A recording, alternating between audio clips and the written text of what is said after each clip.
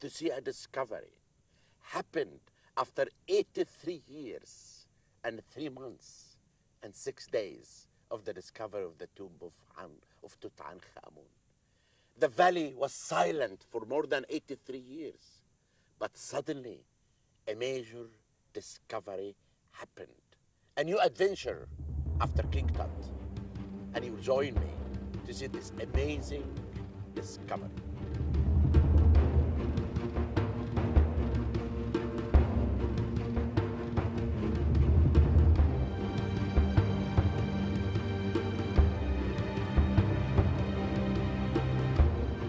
The beginning of the spells of coming forth by day, of exalting and glorifying, of coming forth and going down into the underworld, and speaking spells of power in beautiful Amentet.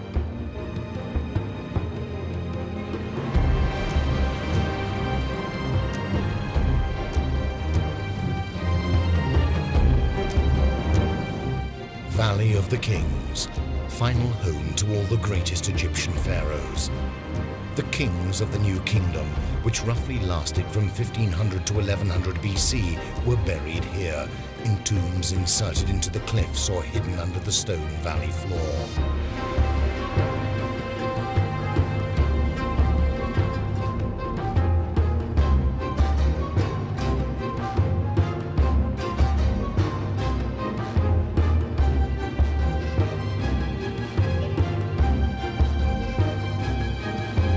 This is where their mortal remains began their long journey towards eternal life.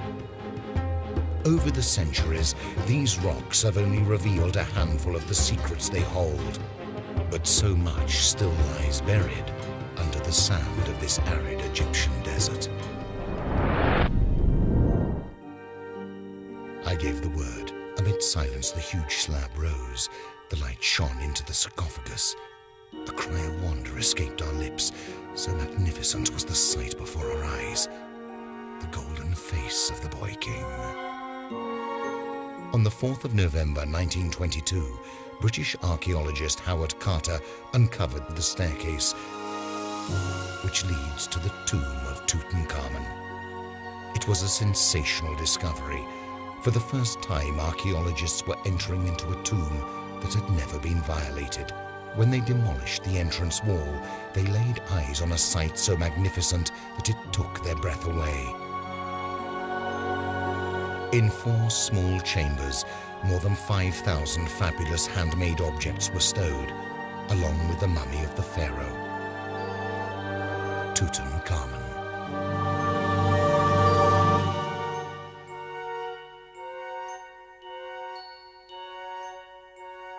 For 80 years, archaeologists continue to dig in the Valley of the Kings, recording any discoveries they make and studying the open tombs in more detail. But none of the findings can be compared to what Howard Carter discovered.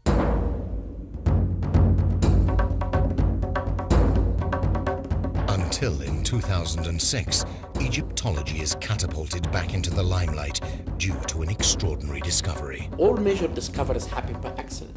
You never know what the sand of Egypt may hide of secrets.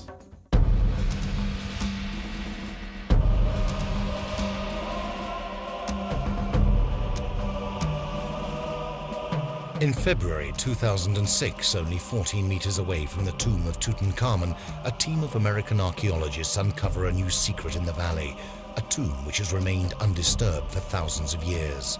Only today, a cachette of mummies has been found in front of the tomb of Tutankhamun.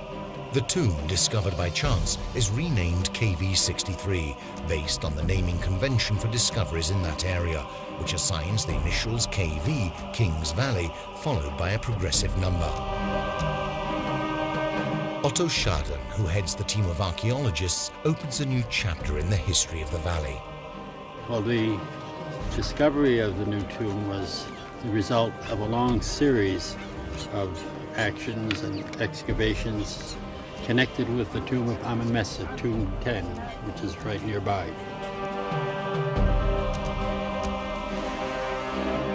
The entrance to the tomb opens out onto a 5.5 meter deep vertical shaft. At the bottom of the shaft there lies a room which is miraculously intact. Inside it there are 28 jars, and piled in a corner 7 coffins covered in black resin. The coffins have no seals, no collars or any other identifying marks. Which dynasty do they belong to? Who were they for? Are the KV-63 and the KV-62, the tomb of Tutankhamun, connected in any way?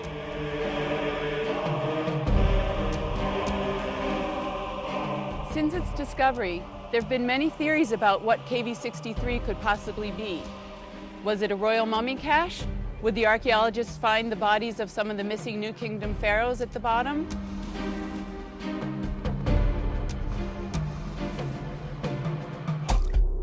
So which pharaohs were buried in the Valley of the Kings? And why was that valley specifically chosen as their burial place? The Valley of the Kings, it's a place of mystery and magic. It was the pharaohs of the 18th dynasty in around 1500 BC who elected this remote wadi on the west bank of the Nile, just a few kilometers from ancient Thebes, as their eternal resting place. A custom which lasted throughout the New Kingdom, up until around 1100 BC and the 20th dynasty. Pharaohs considered their tomb to be almost more important than the royal palace. A fitting burial in a suitable location was the only way in which the kings could be guaranteed a safe journey into the afterlife and a happy life after their death. A number of specific factors led to the choice of this particular site. The valley is dominated by a hill, El Qurn, which is shaped like a pyramid. To the ancient Egyptians, a pyramid symbolized the sun's rays. Additionally, the valley had only one access point and could therefore be easily guarded and defended from tomb robbers. Ancient Egyptians did not believe death existed. The valley is a eulogy to light, to the sun that plunges into the underworld and is reborn triumphant.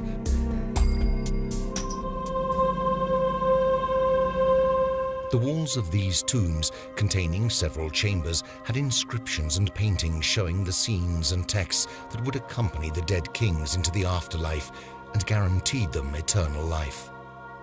The tombs were filled with objects used in everyday life, such as beds, chests, chairs and clothes, as well as objects destined for use in the afterlife, such as funerary figurines called ushabtis, ritual statues, charms and fetishes. Inside the coffin, there was a papyrus scroll which contained a series of prayers and spells that were supposed to guide and protect the soul during its journey through the underworld, the so-called Book of the Dead. These texts enabled the soul to frighten off any demons who might try to place obstacles along the way.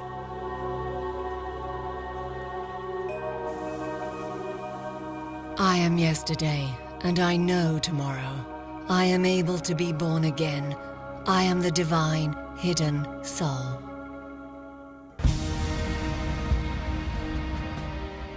Most scholars believe that the first king to have a tomb in the Valley of the Kings was Thutmose I, the third king of the 18th dynasty.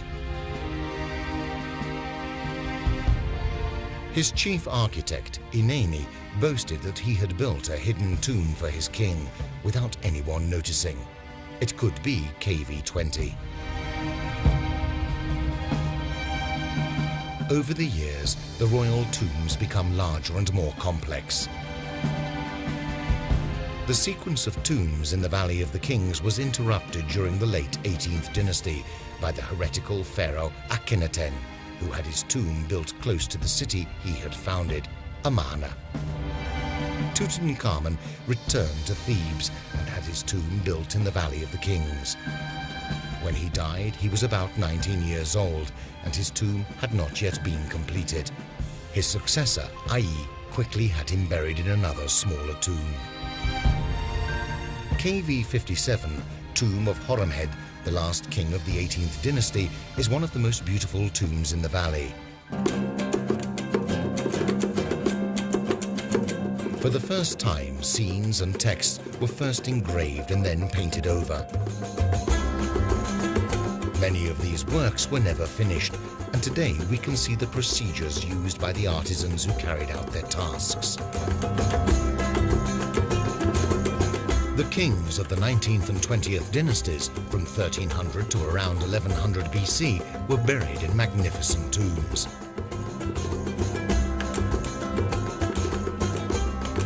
As the new kingdom fell into decline, the kings became weaker and poorer, and lootings in the Valley of the Kings increased.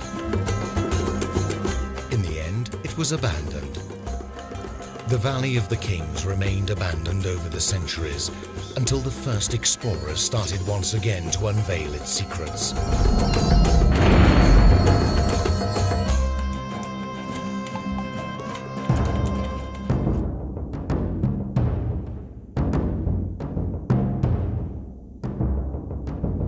The tomb of Tutankhamun was the only tomb to be discovered in the Valley of the Kings for over 80 years. Since the tomb was found until today, King Tut is like hiding everything in the valley. And this is why no one ever tried to actually look at anything. And no one really had a theory. No archaeologist had a theory to think there is something. The valley, however, has still many secrets to share with us. In 2006, a team of archaeologists from the University of Memphis made an exceptional discovery: an intact tomb only 14 meters away from Tutankhamun.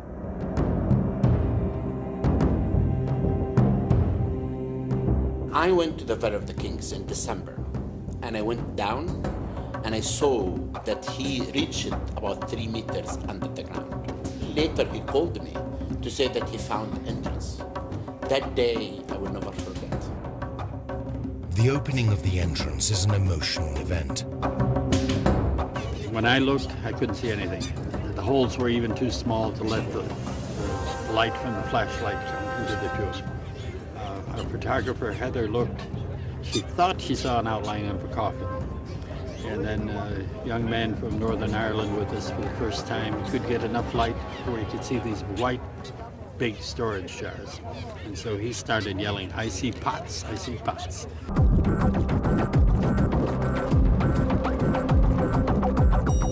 At the foot of a 5.5 meter deep shaft, there lies a chamber which no human being has set eyes on for over 3,000 years. The entrance door has no seal whatsoever. The coffins are pushed into one corner, and one is on top of the others. Which dynasty does this tomb belong to, and who are these coffins for? Will the archaeologists find the mummy of a pharaoh inside? Before we can access the coffins, we need to remove the jars and see what's inside. The jars could provide us with precious clues and help us date the tomb. Inside the jars, the archaeologists find large quantities of natron, a salt used by the ancient Egyptians in the mummification process, and which is very good at absorbing water. As well as natron, there are animal bones, pieces of wood, bits of clay, bandages soaked in resin, mud seals, and fragments of pottery. It is one of these fragments which gives hope to the team.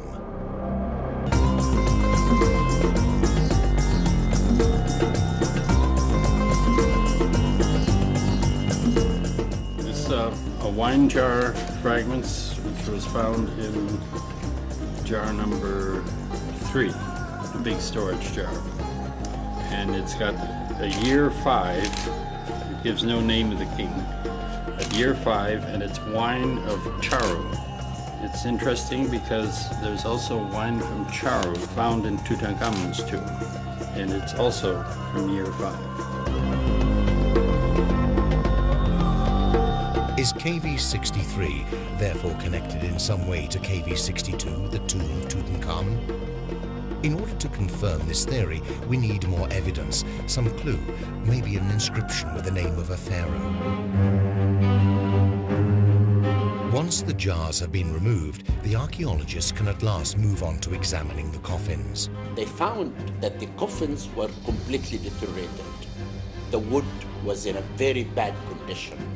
Then I brought an Egyptian team under Nadia Lokma, and they began to do a good work in the consolidation of the wood.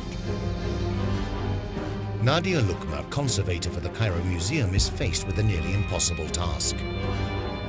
In that time, we saw that there are 7 coffins in a horrible situation. Oh my goodness, it was horrible.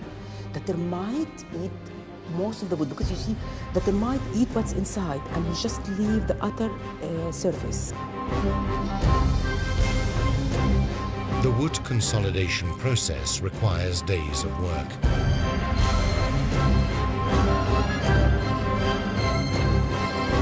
And inside the coffin there was pieces of pottery and stone and fabric and many things, and most of the things are inorganic. The climate inside the tomb, it was extremely dry. It was 17%, and this is very low. So the wood tried to shrink because it's absorbed the water and give the water, so it tried to shrink. Wood, he can't shrink because what inside it, it was stable in the size. So it's broken. وحاطين عليه كمية بلاك ريزن شانية عشان يغطوا. In a closed space like that and deep, it was horrible. The situation, it wasn't, I mean, for work, it wasn't easy. I mean, we are deep and we use too much material because we have to use a lot of consolidation material and very dilute.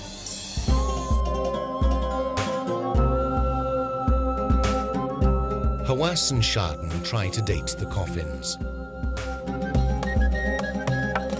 Dynasty 18, all of it? Because this is typical Dynasty 18. Leaning on top of the others, there is a smaller coffin, half open, in good condition. What will we find inside? We need to move it in order to open it. It's a very delicate operation. The coffin is precariously balanced, and the slightest misjudgment could make it fall.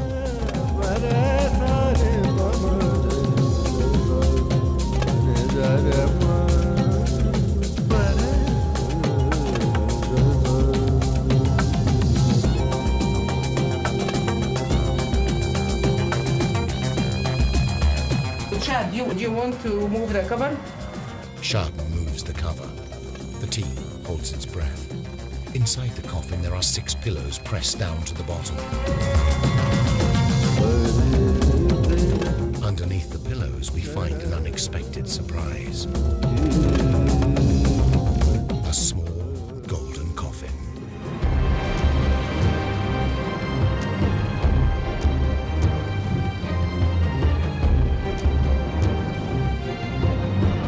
Never expected a little gold coffin under the pillows. It was exciting to have something complete where you didn't expect anything. But there are no inscriptions, neither on the coffinette nor on the coffin that contains it. Who had they been prepared for then? In my opinion, this coffinette could be for the burial of an infant.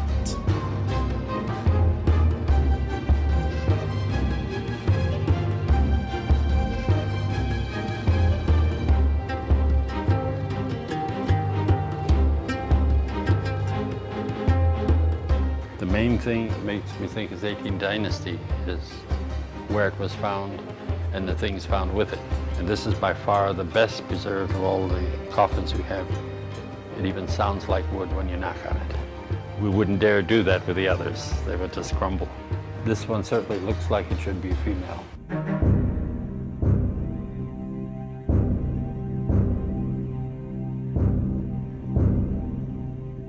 After finding the precious golden coffinette, it's time to open the last coffin.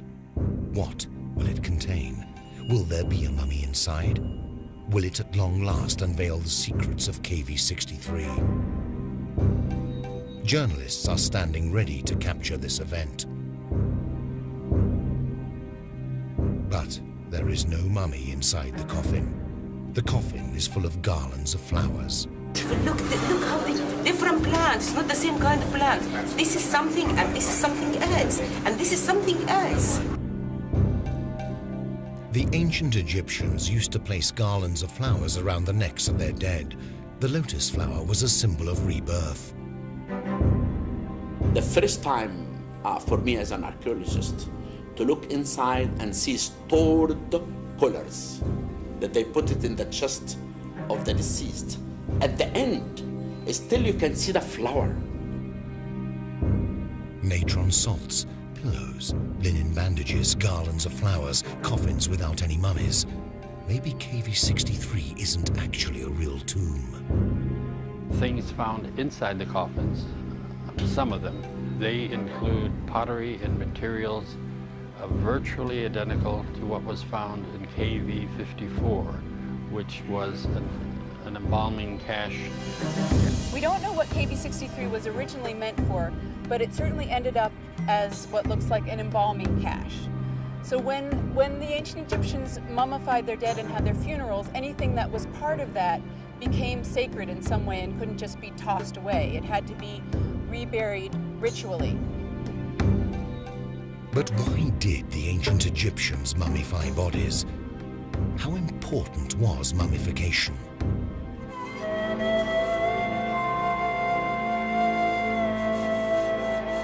In order for the deceased to make a successful transition to the afterlife, it was essential that his or her body be properly mummified, a process which took approximately 70 days. The first step consisted of removing the organs from the body by cutting open the abdomen. The lungs, stomach, intestine and liver were washed, soaked in natron to dry, and then placed in special containers called canopic jars, which were decorated with the 4 sons of Horus, god of the sun.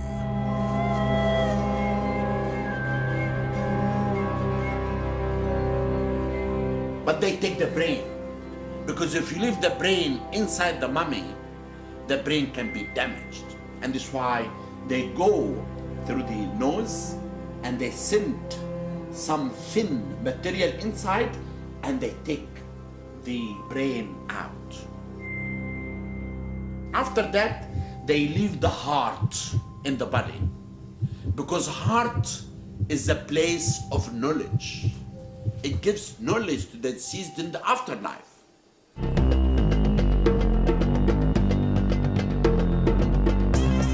After that, they take the body and they close everything open in the body of the deceased, like his nose, like areas inside her. And after that, they completely clean and wash the body completely with wine that made of dates. The body was kept in natron for 40 days. Natron absorbed any water. Once this had been done, the body was completely dehydrated and was wrapped in linen bandages. Good luck charms were placed between the layers of the bandaging. The mummy was now ready to be placed into the coffin.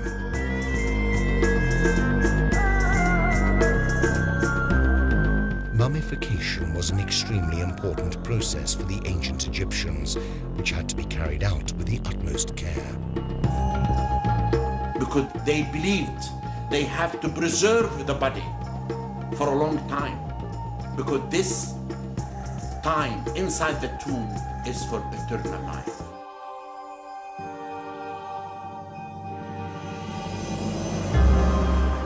I shall not decay, nor rot, nor putrefy, nor become worms, nor see corruption.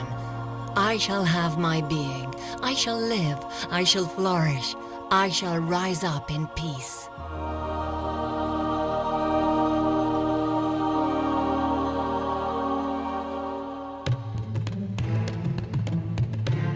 KV63 may therefore have been a storeroom for materials used in the mummification process. As far as we know now, it's an embalming cache, like KV54, which is the embalming cache for Tutankhamun. But who does it belong to? These caskets, why they fill it with natural salts and this stuff of the embalmers? This coffin should be connected with somebody from the time of Tutankhamun, Amenophes III, because we don't know exactly why they put these coffins here and why they used them as embalmer cache. This, it was ridiculous. Why dig a 5-meter deep shaft underground just for a storeroom. My theory that this tomb originally to be the tomb of the mother of King Tut, because we know that she died when she was delivering him. And this is why you have the mask, it's similar to King Tut, and also King Tut himself, when he died, he decided to be buried near his mother. It's a theory, but it can be wrong, it can be correct, but in archaeology you have to build theories based on some evidence. I think, I hope it's right, that the mummy which were in this coffin, we will find them. I think it must be, this tomb have some place else. It must be something else. The discovery of KV63 adds a new piece to the intricate puzzle that is the history of ancient Egypt.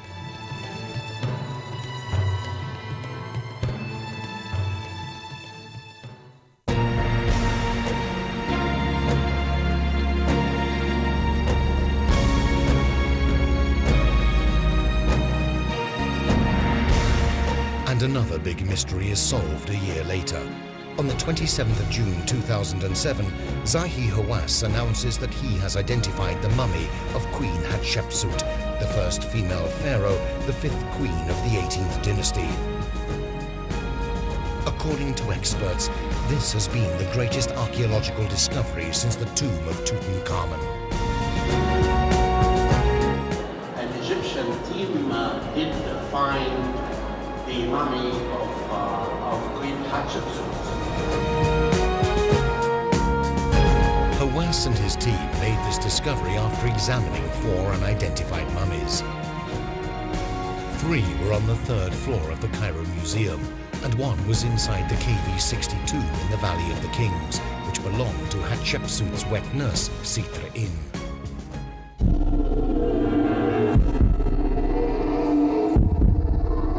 Archaeologists carried out CT scans and DNA testing on the 4 mummies.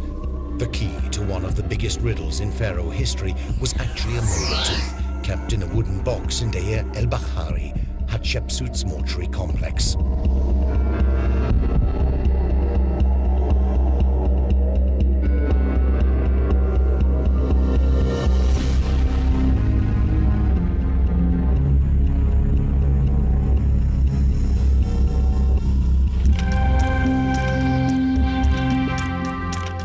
That mummy, found lying on the floor of KV60 with a folded left arm and a closed fist resting on her chest as a symbol of royalty, was missing exactly that, a molar tooth.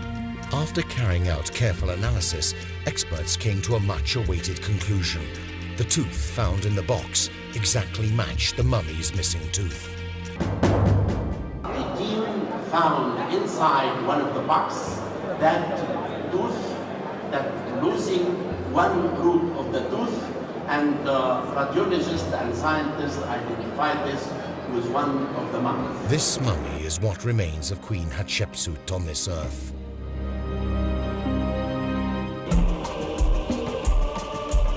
An exceptional discovery, yet another confirmation that there are many more stories to come from the thousands of years of pharaoh civilization. According to Zahi Hawass, only 30% of the treasures of ancient Egypt have been uncovered. The Valley of the Kings is still holding on to many secrets, all waiting to be disclosed. Some archaeologists are convinced that the mummy of Queen Nefertiti, the most beautiful woman in the world, is resting in one of the tombs in the valley. Since KV63 lies in the Valley of the Kings, archaeologists were of course hoping to find an intact tomb of some sort, preferably royal. Early speculation centered on Nefertiti because KV63 lies not far from KV55, which is a cache of reburied materials from Amarna, including most probably the body of her husband, Akhenaten. You can't be sure 100% that the tomb of Nefertiti isn't the Valley of the Kings. She could be buried in the Valley of the Queens. She could be buried in Amarna. We really do not know. But as I'm saying, that the future excavation maybe will reveal some ideas about the tomb of Nefertiti, then we still have to reveal lots of mysteries.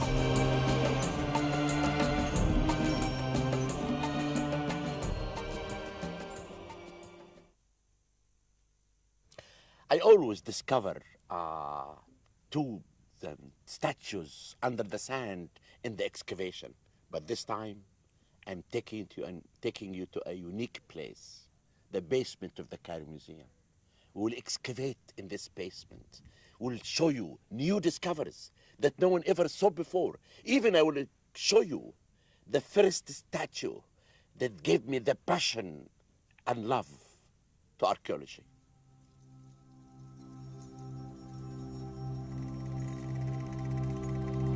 Invaded every year at the height of summer by the water that nourishes its land. Kissed every day by the rays of the sun. The Nile Valley has become the cradle of a civilization turned myth.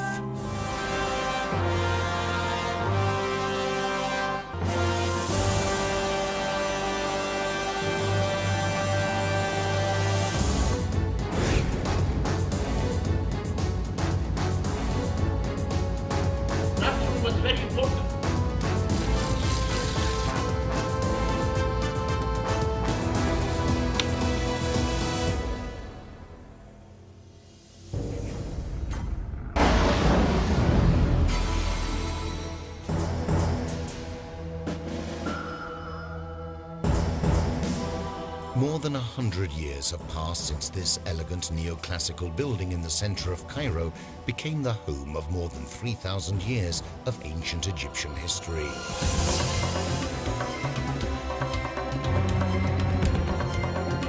The museum houses the largest display of ancient Egyptian culture in the world. Every year, more than 2 million people visit its galleries to admire the masterpieces that have survived for thousands of years and tell the story of a sophisticated and mysterious civilization that will never cease to fascinate us.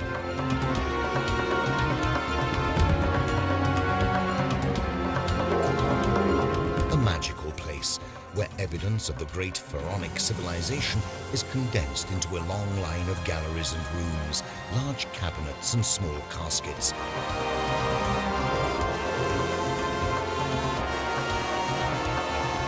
With every visit, you discover something new, whether it is something in the play of lights that illuminate the large court on the ground floor, or while walking along the endless walls crammed with coffins.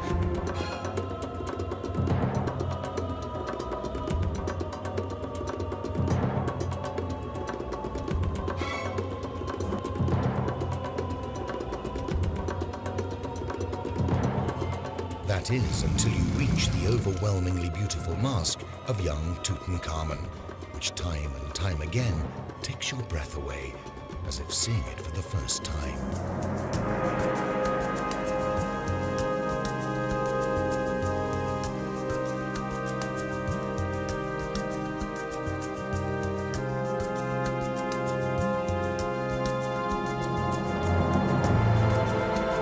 However, just below all this splendor, there lies a mysterious labyrinth, the other face of the Cairo Museum, its basement.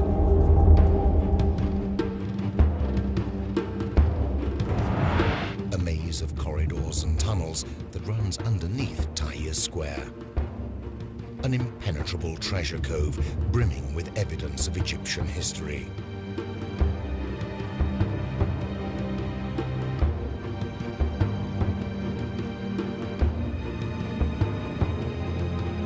The Egyptian Museum was designed to hold about 20,000 objects, but now there are probably more like 200,000 artifacts housed here. Many of them are on display in the upper galleries where I'm standing, but many are also below me in the maze of narrow corridors that are the museum's basement. For over a century, objects were brought from excavations all over the country and stored there, often without being registered or recorded properly. Cleaning and organizing the basement is like a new excavation in and of itself, and many very interesting objects are being rediscovered there. It was for a long, long time, for years and years, the central magazine for all of Egypt. Any mission work anywhere in Egypt and find some object, they will bring it to the Egyptian Museum. During the first half of the 19th century, Egypt decided to put an end to an intolerable practice. Since ancient times, visitors from overseas had been amazed by the magnificence of Egyptian art and tried to take away a piece of those wonderful antiquities when they left, from obelisks to jewels.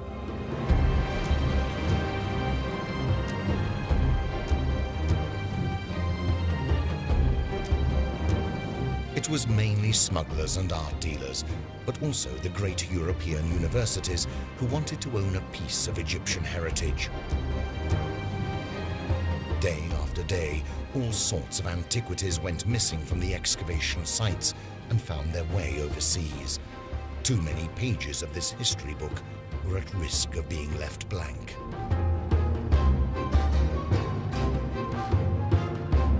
In 1835, the Egyptian Antiquities Service was founded to try and prevent further plundering of these treasures, and plans were made to create a collection center which would take care of and examine all the artworks that the Egyptian soil kept donating.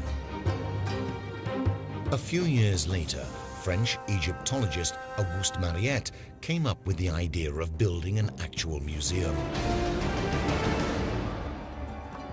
The winning design, presented by architect Marcel Dougnon, managed to blend modern architecture with elements reminiscent of ancient times. The floor plan of the museum follows the layout used for Egyptian temples during the late kingdom. As with the temples, there were to be no clear partitions between the rooms. The two-story building contains around 100 rooms which surround the central court. The museum was also provided with a basement which was meant to be used as a storeroom for objects in transit. However, the flow of antiquities was never ending, and records were at that time being written by hand. Crates were soon being stacked haphazardly, and the basement was no longer just a temporary solution, but had become a permanent storeroom.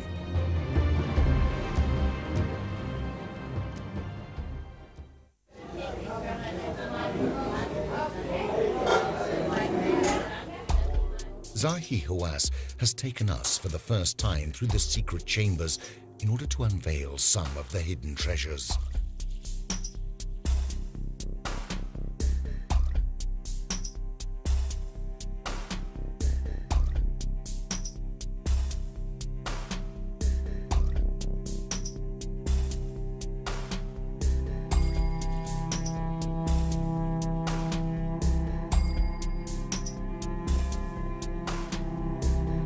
I think the one who really excavating the basement is Sabah. The basement became a part of Sabah, and she comes here every day, and she does go opening cases, boxes, and one of the most interesting discovery that she made is really something found in 1922. It's a tomb found in Asyut, next door to a place called El Salakhana. And this tomb was found by a French archaeologist. The most amazing objects of this tomb is really scenes representing Anubis and Whip Wawat, which is really unique. As an archaeologist, this is really very rare to find pottery stela with the representation of Anubis and Whip Wawat. Anubis was the god of the cemetery, the god of mummification, who guards the cemetery for the ancient Egyptian. And Whip Wawat, the one who opens the door. Each antiquity provides a missing piece to the complex mosaic that tells us about pharaohs, deities, and ordinary people. Historians were baffled for a long time by the riddles posed by the hieroglyphics. All the while, those symbols remained silent, Egyptian culture could never fully be appreciated. They were as important as they were complex.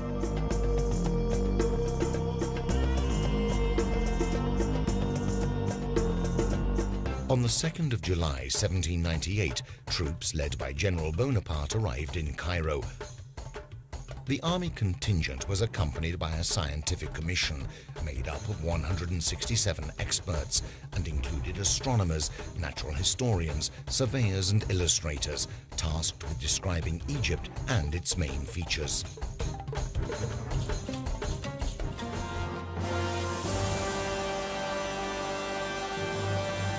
A year after their arrival, an anonymous soldier discovered a black basalt stone inscribed with both hieroglyphic and Greek writing. It was the Rosetta Stone, the key that would enable us to decipher ancient Egyptian texts. For 20 years, the inscriptions on the stone remained silent until on the 14th of September 1822, French scholar Jean-François Champollion announced to the world that he had managed to translate it. Champollion had discovered that the hieroglyphics were not to be read as symbols describing ideas or objects, but rather as phonetic signs. The sounds associated with each symbol were critical to their decipherment. This significantly broadened our horizons and gave us new insights into the history of the human race.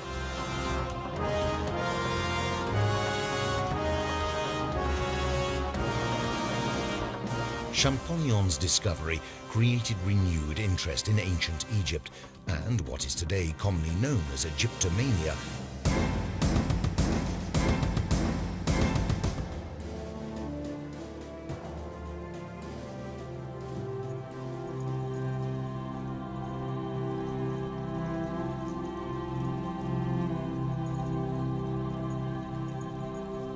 This is something I touched more than 25 years ago.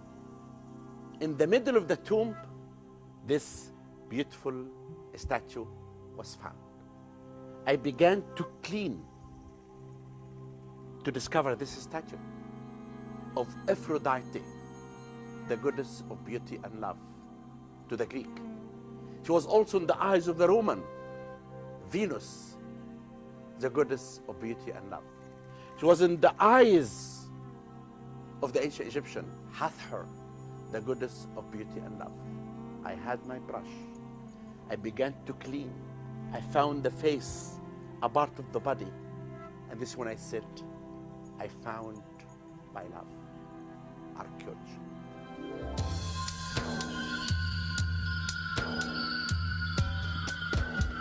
Karnak is without a doubt the most magnificent and imposing architectural complex in Egypt. It was the home of the god Amun, and every pharaoh has honored this god over the centuries by building a part of the temple. It developed into a real maze of sacred buildings, decorated with majestic columns, obelisks, and statues.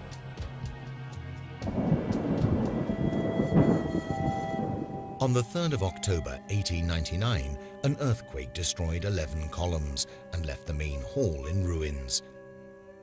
The site was rebuilt by a group of experts, and in 1903, archaeologist Legrand discovered an alabaster floor. Below it was a gallery that led to a storeroom filled with at least 17,000 statues. Most of them are exhibited in the museum, but many remain hidden underground.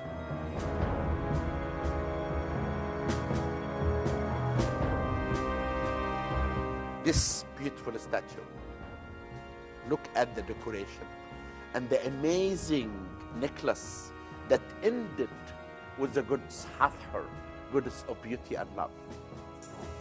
This is a statue made of granite, and this is a piece of it found. Heads of rams.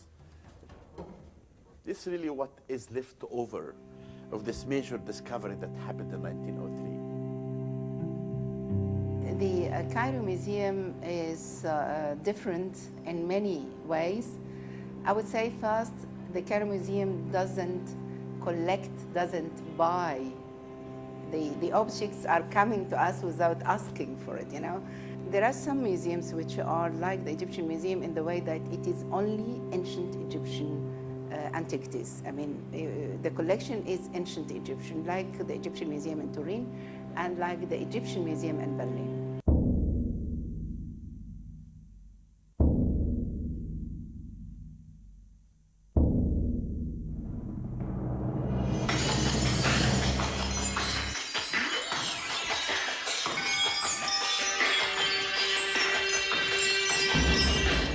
Excavating in the basement of the Cairo Museum is amazing. There is no place else in the world, a museum or a site, that can tell us about the history of Egypt more than the basement of the Cairo Museum, because over 200,000 artifacts are hidden under the ground. A project has been running since 2004 aimed at rearranging these antiquities and showing them the appreciation they quite rightly deserve.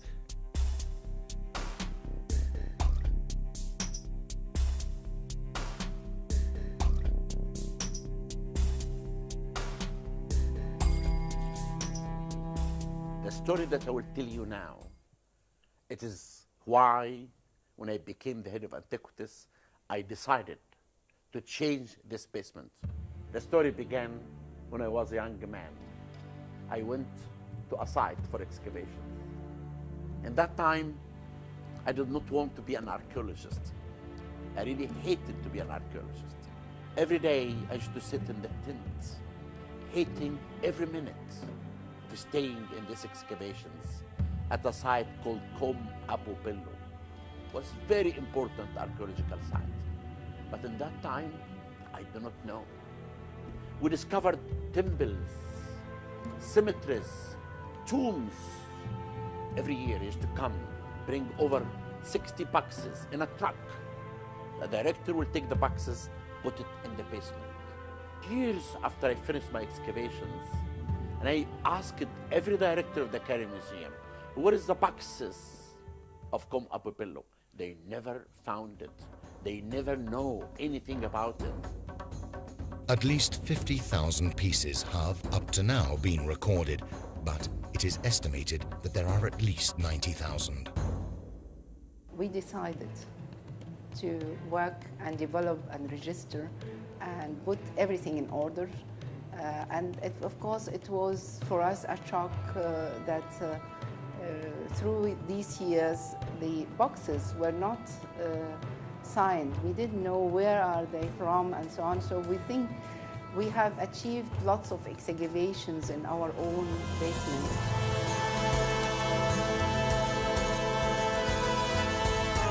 For Egypt, the past and the future proceed at the same pace, one the wealth of the other. New museums enrich the country, giving breathing space to Cairo Museum, which has become too small to house all of ancient Egypt's treasures.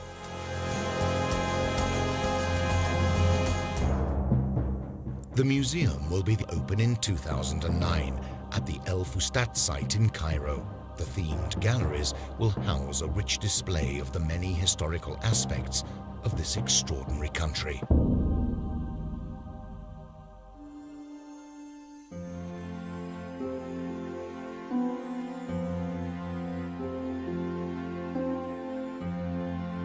Egypt is relying on the future to exhibit its greatest treasure, the past.